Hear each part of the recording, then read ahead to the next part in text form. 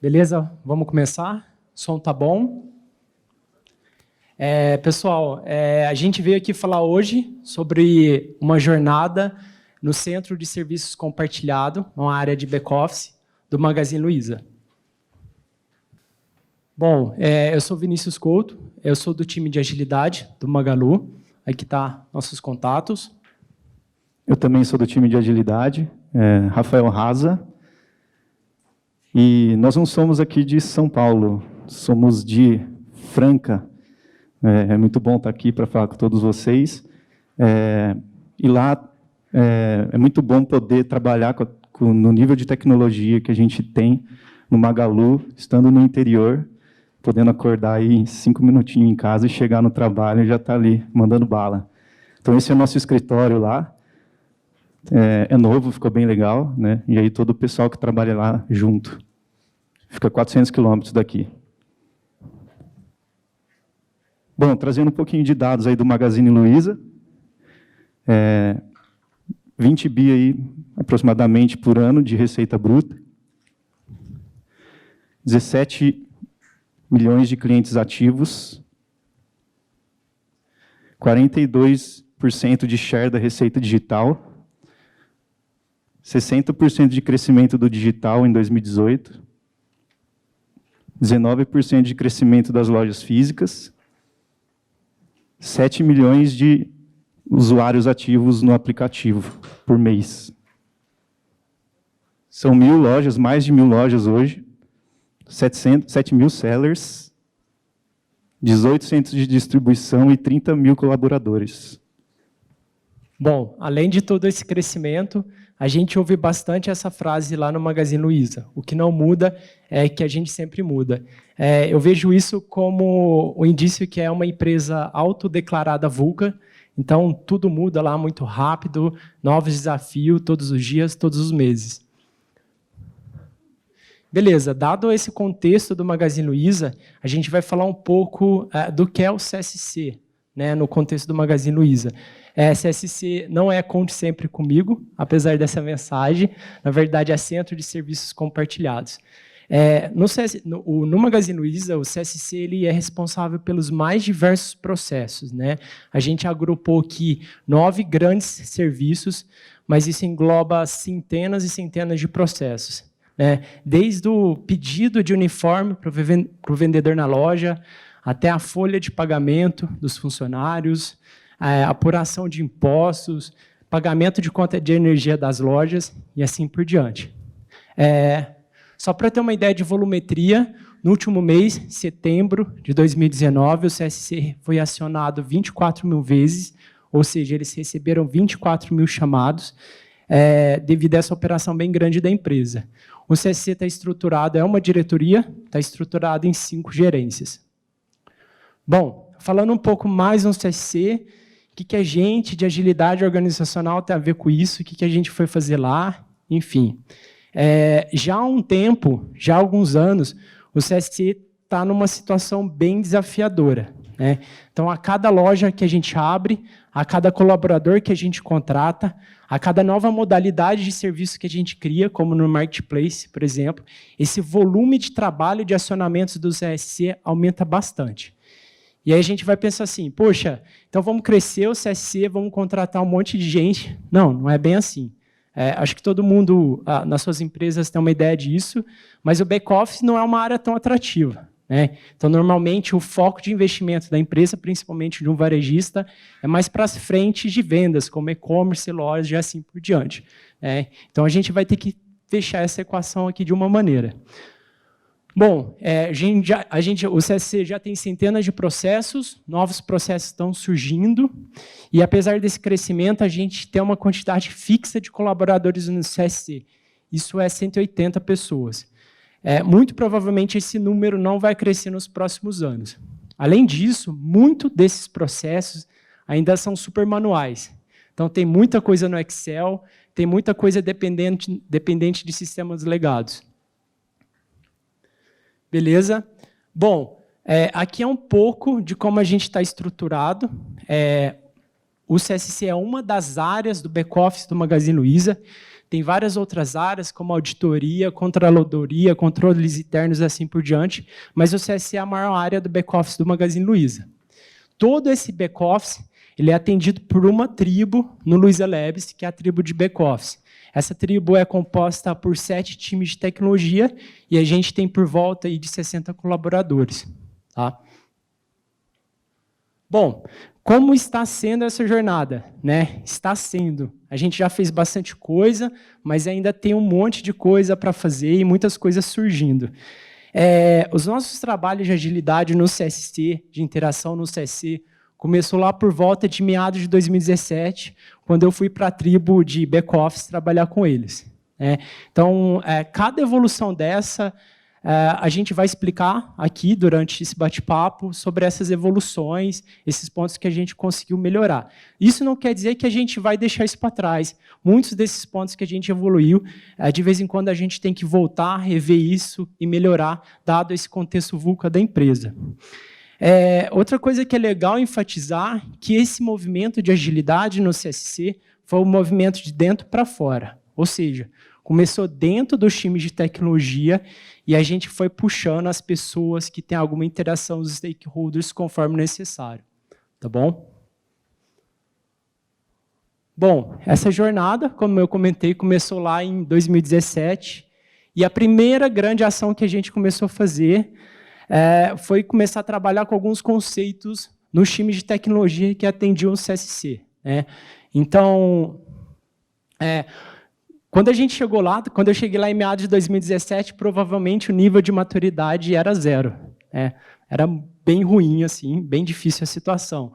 A gente não tinha claro quais eram os tipos de demandas que o CSC estava solicitando para a área de tecnologia. A gente não tinha claro a volumetria disso. A gente nem tinha claro nenhum tipo de demandas que estavam chegando.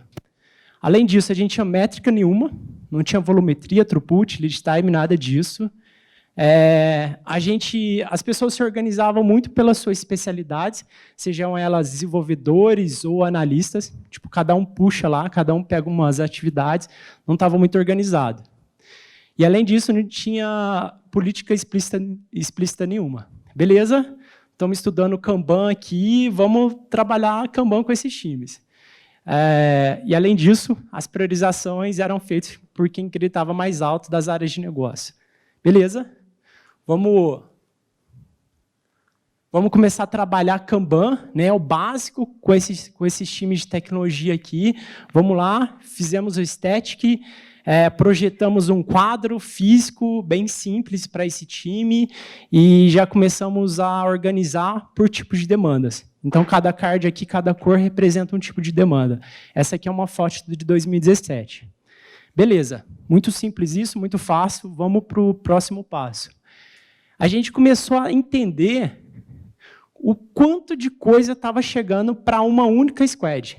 Lembra que eu citei que eram 7 times? Vamos olhar para um time. Vamos ver o quanto esse time está recebendo. E aí a gente começou a tomar um susto. Em um único ano, 2018, esse time recebeu 2.442 demandas.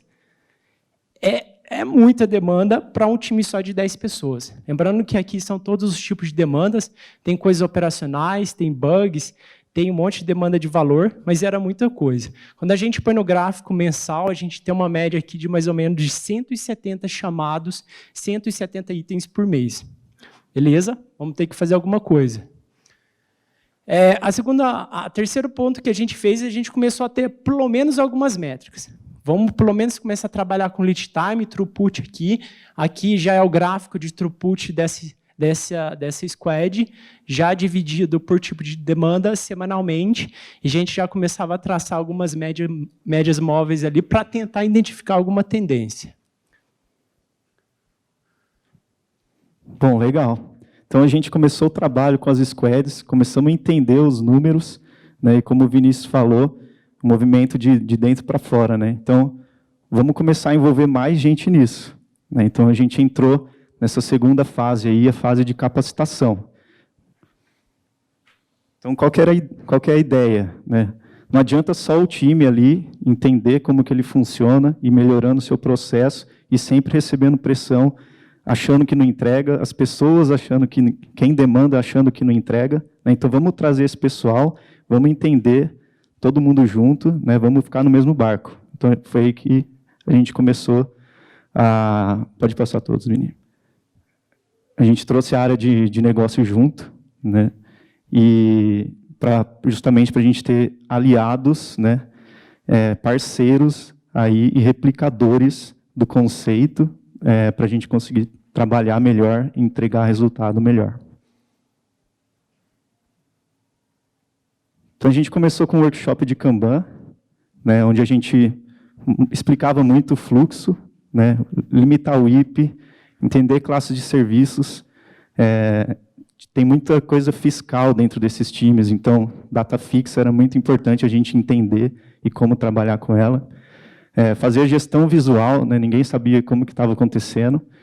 Tinha muito silo de conhecimento, analista, né, muito analista e desenvolvedor com trabalho pulando entre um e outro, começaram a trabalhar melhor e começar a ter um pouco de previsibilidade. Uma coisa que a gente achou interessante fazer, que foi legal, deu resultado, foi colocar time de tecnologia junto com os stakeholders dentro do mesmo time para entender, né, para aprender juntos, já gerar empatia e melhorarem o trabalho no dia a dia.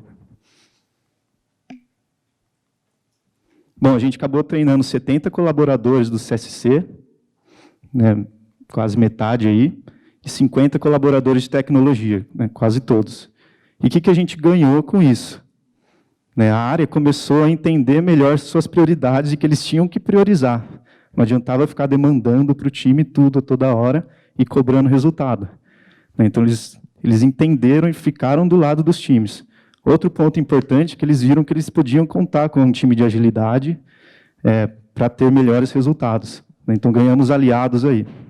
É legal enfatizar que, até então, os líderes, nessa foto aqui tem vários líderes, gerente, diretor do CSC, eles vinham de um modelo bem tradicional de gestão, bastante comando e controle. Esse workshop aqui foi uma sementinha que a gente já colocou na cabeça deles. Eles falaram, opa, tem um jeito diferente da gente organizar o trabalho aqui, né? Não é só eu chegar com uma lista de um monte de desejo meu para a área de negócio, começar a bater na área de tecnologia, começar a bater neles, vamos fazer, vamos fazer. Não, vamos organizar isso melhor. Que foi exatamente essa nova visão dos líderes. Bom, relembrando isso aqui, então já mostrei esse gráfico, a gente tinha esse volume enorme de demandas, beleza, não dá para fazer nenhuma melhoria imediata só olhando esse volume aqui, vamos precisar organizar como que essas demandas chegam. A gente começou a pensar nesse conceito que eu chamo, sei lá, de 2 portas de entradas, mas a gente até pode evoluir esse nome, mas basicamente é organizar como esse monte de demanda chega para o downstream, chega para o time desenvolver, né? Então, poxa, vamos organizar primeiro demandas de valor, e aí a gente vai começar a trabalhar com o upstream, a gente vai comentar sobre isso daqui a pouco, mas também tem muito volume de demanda de falha, que são bugs, e muito operacional devido aos sistemas legados. Só de operacional, né? Então, desse volume, a gente tinha 1.700 chamados em um ano para essa squad de 7 pessoas. Era muita coisa, operacional e de falha. Beleza, vamos pôr uma lupa nisso, vamos tentar entender quais mecanismos a gente pode utilizar para organizar melhor essas demandas. Em relação a essas demandas do dia a dia, operacional e bugs, a área de negócio estava meio insatisfeita. Por quê? Era tudo urgente, era tudo expedite, muitos desses chamados não tinham evidência, não estava claro qual que era o problema, então o dev tinha uma baita dúvida para resolver aquele problema. Essa demanda de falha consumia muita energia, que deveria ser empregada para desenvolvimento de novas funcionalidades, de novos projetos. E uma coisa bem engraçada que acontecia, eu acho que todo mundo já passou por isso. A área de negócio chegava e falava, poxa, isso aqui é super urgente, passa na frente de todos os itens aí, e demorava um mês para homologar. Poxa, será que era urgente mesmo? E aí o lead time disso ia lá em cima e virava uma bagunça dentro do nosso fluxo. Tinha coisa que nem era importante no meio desse monte de coisa, e tinha até itens repetidos, porque vinha de analistas diferentes da área de negócio. E como vinha coisas de várias áreas de negócio diferentes do back-office, tinha conflito de interesse, cada um queria passar o seu na frente. Cara, não dá para sobreviver com isso, temos que mudar esse cenário. Primeira coisa bem simples que a gente fez, a gente começou a utilizar o conceito de Key User. O que foi o Key User nessa situação? A gente estabeleceu um ponto focal dentro da área de negócio, dentro de cada coordenação. A gente pegou o analista de negócio que tinha mais senioridade, e empoderou essa pessoa. Então, você vai ser o responsável por abrir todas as demandas de operacional e de bug da sua coordenação. Então, a pessoa tem um conhecimento mais amplo, e com isso a gente já começava a triar esses chamados, já começava a diminuir aquele volume bem grande.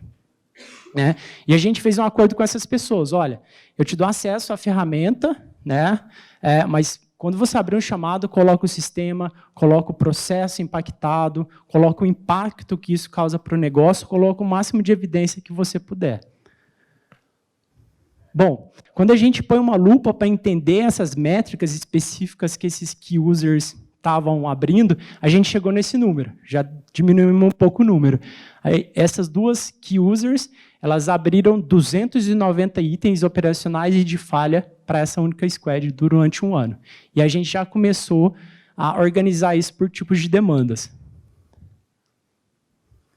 Bom, pessoal, foi aí que a gente começou a perceber que os times estavam sempre trabalhando, mas a capacidade reservada para a demanda de falha estava muito alta e oscilando o tempo todo. Então, não conseguia focar em valor. Foi o momento que a gente decidiu limitar o IP para essa porta de entrada de demandas de falha e operacional. Tá? E como que funcionava mais ou menos. 2 key users aqui que o Vinícius explicou, um cenário simplificado, tá? Com uma gerência ali do CSC. Então, o limite semanal de working process era 5, e eles não podiam pedir mais enquanto esses 5 não saíssem. Por quê? Para a gente tentar resolver o problema de homologação, terminar as coisas antes de começar. Então, nesse cenário, quantos pedidos disponíveis eles tinham na agenda? 0. Ok? Na próxima agenda, eles foram lá e homologaram 2. Então, eles poderiam colocar mais 2 pedidos no sistema. Certo? Colocaram. E por aí vai. Semanalmente era feito esse trabalho. E isso começou a gerar um efeito positivo. Toda terça-feira, isso foi bem engraçado de ver, toda terça-feira, depois do almoço, sentava lá os 2 coordenadores, o gerente e o líder do time de desenvolvimento. E aí eles discutiam lá quais eram os 5 itens. Isso foi bem legal, porque toda essa treta de discutir a prioridade, a gente deixou com eles. Cara, vocês têm 5 itens para escolher, discutam aí. Se os 2 coordenadores não chegassem no consenso, o gerente tinha um voto de Minerva. Só um ponto que é legal acrescentar também, a gente teve inspiração lá no o IP limitado por token, que o Patrick Stewart comenta no artigo sobre Upstream Kanban.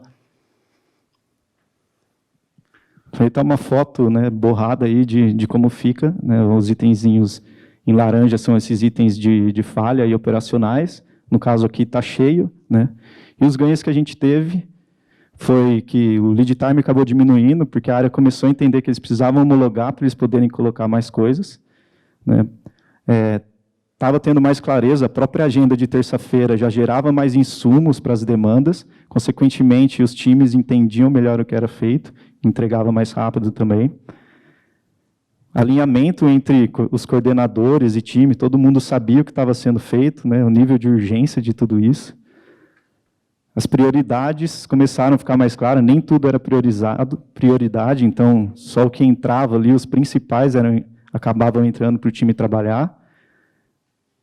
E já começamos a ter uma noção de capacidade, liberar capacidade para a gente focar em valor. Para aí sim a gente dar o próximo passo, que o Vinícius vai explicar aí agora. Bom, a gente ainda tinha um volume muito grande, 1.700 chamados lá operacionais de falha, e a gente precisava entender na causa raiz de onde estava vindo aquele monte de coisa.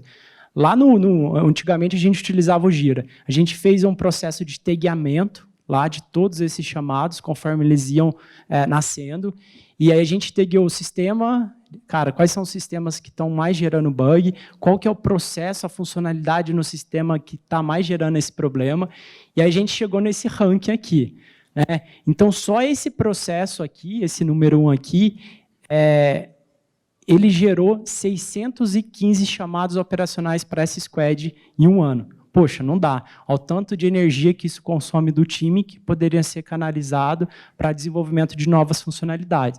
A gente precisa fazer alguma coisa. A gente foi investigar isso, né, e esse processo ele acontecia de acordo com as contratações que a gente fazia. Então, lá no meio de 2018, o Magazine Luiza contratou muita gente e aí bateu esse pico, né? 150 chamados por causa desse problema em um único mês. Cara, insustentável.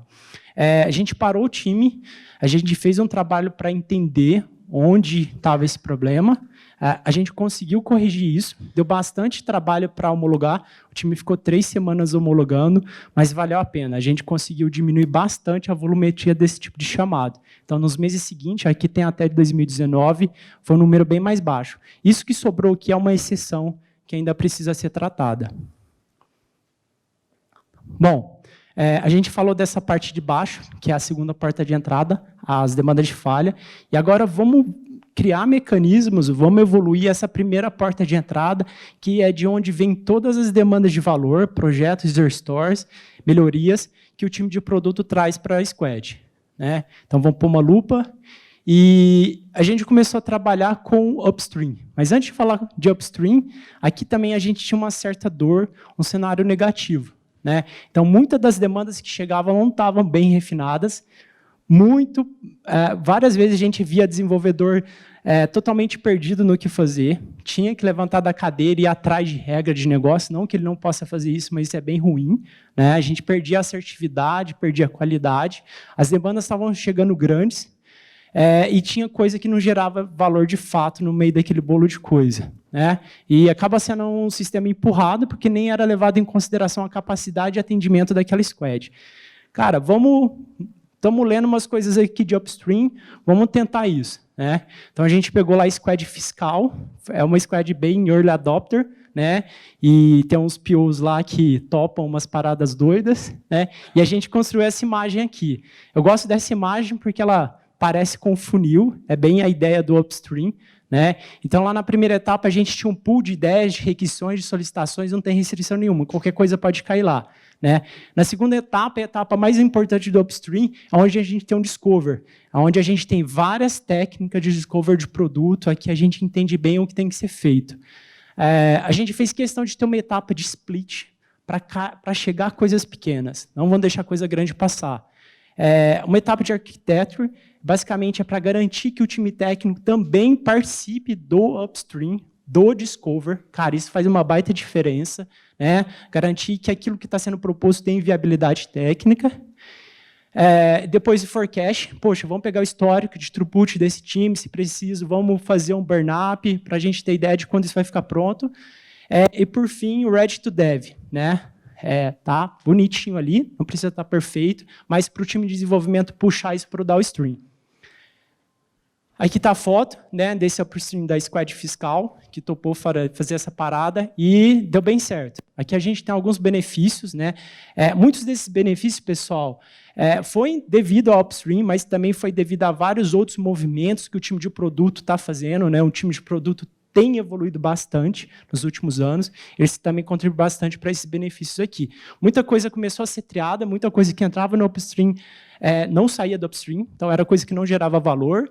A gente começou a ter um refinamento melhor disso, e a gente começou a ter um fatiamento melhor também. Agora está chegando as user stories lá, pequenininhas, né? Não está chegando um elefante, alguma coisa entre cachorro e camelo. E para a área de negócio ficou mais fácil a gente passar um planejamento, uma visibilidade de quando isso vai ser feito, do que está em Discover, do que está em Downstream e qual a previsão disso.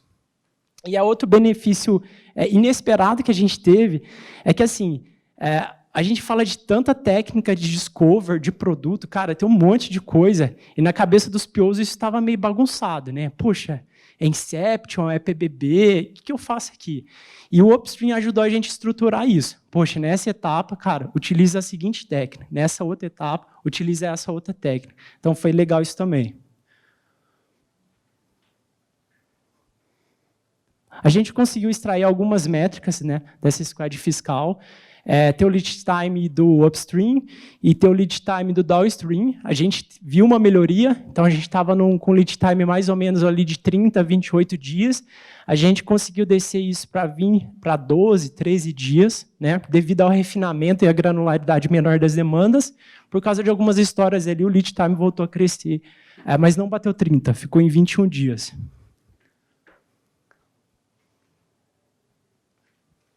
Bom, pessoal, voltando aí então um pouco agora, fizemos um trabalho aí legal com as squads, com o time de tecnologia, já tivemos ganhos, né? E o número de processos e chamados lá no CSC aumentando muito. E aí, bom, vamos pegar então esses 300, 400 processos que temos e vamos mandar para a área de tecnologia automatizar para a gente. Pô, o que vai acontecer aí? A gente vai tirar o problema de lá e mandar um problema bem maior ainda, porque automatizar um processo não é tão simples quanto fazer manualmente uma vez o processo. Então, a gente, em conversa com o pessoal do CSC, pensamos, pô, vamos começar a olhar mais para desperdício aí? Será que esses processos estão mapeados, executados corretamente? Será que eles estão simples? Então, a gente trouxe aí alguma técnica do Lean, né, que é o ESSA. Ele falou, bom, vamos primeiro eliminar processos desnecessários ou etapas desnecessárias do processo, vamos simplificá-los e padronizá-los. Aí sim a gente manda para a área de tecnologia automatizar. Beleza? E aí a gente falou, pô, mas quais processos vocês querem começar? Ah, não sabemos. Quais são os maiores agressores? Não sabemos. Então a gente falou, vamos fazer um workshop. Vamos trazer 5 processos. Quais? Escolhem aí quais vocês acham que são os maiores agressores. E fizemos o primeiro workshop. Tá, nesse workshop, a gente pegou técnicas do Static e algumas técnicas do Lean. No caso do Static, pô, qual que é o propósito desse processo? Né? Por que ele é bom para o cliente? Né? Quais são as insatisfações nossas aqui dentro do processo e as insatisfações dos clientes? Quanto que é demandado desse processo? E quanto que a gente consegue atender? Então, isso ficava como lição de casa para eles trazerem para o dia do workshop, porque eles não iam conseguir retirar esses dados ali na hora. E também técnicas do Lean de mapear o fluxo, né, e eliminar desperdícios e tudo mais. Então, o fluxograma a gente montava bem rapidamente, né, aqui do lado em laranja são as áreas envolvidas, a parte de cima é o tempo de cada etapa, né, que somando vai dar o lead time do processo. Cada amarelinho é uma etapa do processo, cruzando com a área e o tempo, e o vermelho são os problemas que tem nessa etapa. Então, a gente fazia isso no workshop. Depois, a gente eliminava as etapas que têm problemas, ou melhorava elas, né, identificava as atividades necessárias para gerar valor, elas tinham que ficar, e as atividades que agregam valor também. Então, aqui é um exemplo. Faltou uma imagem ali, quando a gente passou para a PPX, ela sumiu todas as vezes que a gente tentou. Ali do lado tem o fluxograma desenhado na parede, o início, a versão inicial, e a versão final simplificada. Tá? E aqui tem as insatisfações, as métricas de sucesso, e problemas e tudo mais. Aqui é uma turma de um workshop, então a cada semana, como tinha muito processo e muitas pessoas no CSC, vinham umas 20 pessoas, e essas pessoas iam alterando. Então, fazendo esse workshop várias vezes, semanalmente, durante 5 semanas, a gente acabou envolvendo muita gente. E essa galera aprendendo a fazer isso, como simplificar o processo, virando cultural deles aí. Então, o resultado final disso aí foram 5 workshops, ao invés de a gente pegar 300 processos, a gente pegou 25. A gente, junto com eles, conseguimos simplificar vários processos, e a gente treinou um analista a ser facilitador desse workshop, e também as pessoas acabaram aprendendo para eles continuarem fazendo essas melhorias infinitamente em todos os processos que eles têm. Né? Porque nós, como time de agilidade, não conseguiríamos fazer o workshop eternamente lá também para pegar todos os processos. Então, a ideia é criar multiplicadores. É legal comentar também que quando a gente trouxe os analistas, os líderes do CSC, o pessoal de tecnologia, o analista, o cara que faz o processo, e a gente começou a mapear o fluxo disso, cara, ele passou de ter uma visão fechada, só na etapa que ele faz do processo, e começou a ter uma visão um pouco mais 360. Então, a gente já despertou essa sementinha também. Bom, aqui esse gráfico é bem significativo para essa palestra, que aqui nessa linha azul a gente tem o número de lojas que o Magazine Luiza tem nos últimos anos, desde 2004. Então, esse número já cresceu mais. Aqui embaixo a gente tem o número de colaboradores, que a gente tem hoje 30 mil, esse número também cresceu bastante nos últimos anos. Isso é bem relevante que, como eu disse, cada colaborador, cada nova loja, o volume de trabalho do CSC aumenta bastante. E, em contrapartida, a quantidade de pessoas no departamento diminuiu, né? Então, está 180 e está no número fixo. Muito provavelmente, nos próximos anos, esse spread vai aumentar ainda mais, né? A gente vai aumentar, a gente vai crescer, a gente vai escalar a operação da empresa e a gente não vai crescer o back-office. Então, a gente tem que trabalhar mais, a gente tem um desafio maior, com práticas de agilidade e assim por diante. Movimentos como esse, no CSC, que ainda tem bastante coisa para ser feito, mas movimentos de agilidade organizacional não estão acontecendo só no CC do Magazine Luiza, tem coisas muito legais acontecendo também no RH, no marketing, no comercial. O pessoal de logística está puxando bastante o Lean Kaizen lá, e são esses movimentos de agilidade organizacional, são movimentos de tecnologia, digitalização, que ajudam essa curva a continuar crescendo absurdamente. Essa curva aqui são as ações do Magazine Luiza nos últimos 3 anos. As ações cresceram 40.000% em 3 anos, e a gente está trabalhando forte para manter esse crescimento. Bom, próximos passos nessa jornada com o CSC. Como eu falei, tem bastante coisa para fazer. Muito provavelmente o próximo passo aqui vai ser algo envolvendo a Netshoes, que foi comprada recentemente, envolvendo o CSC da Netshoes também.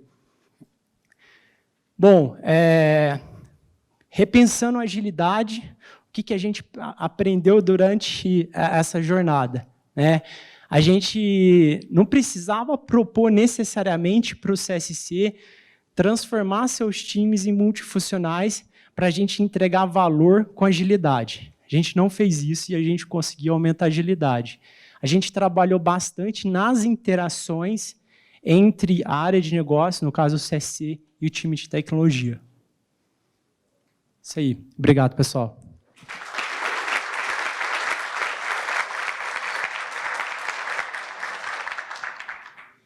Perguntas?